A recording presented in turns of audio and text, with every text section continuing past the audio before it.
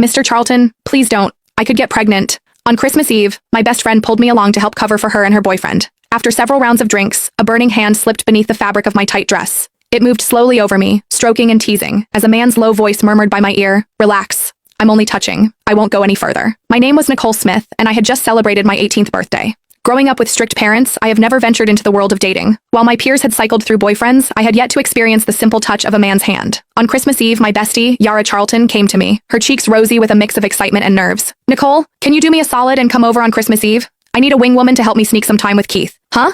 I stared at Yara, puzzled. Blushing deeper, she nibbled on her lip and spilled the beans, saying, "I'm scared my dad will catch on to Keith and me. If you're there, you can help distract him." Her voice trailed off, her eyes dancing with mischief.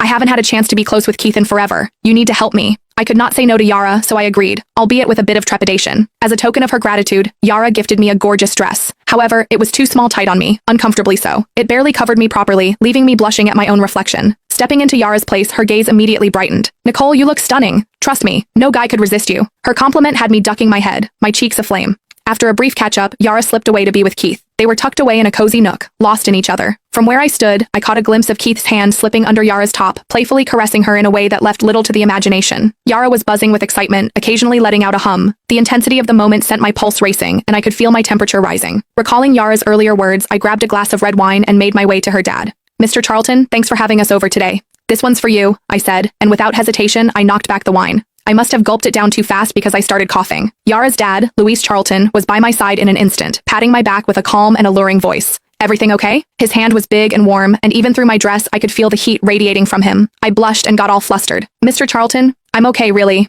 I managed to say as I discreetly stepped back. Luis gave a knowing squint and polished off his wine with a grin. "Enjoy your Christmas Eve. Don't worry about me being the old guy here." Yara, a little tipsy, overheard and pulled me down to sit. "Nicole, just drinking is so dull. Let's spice things up with a game."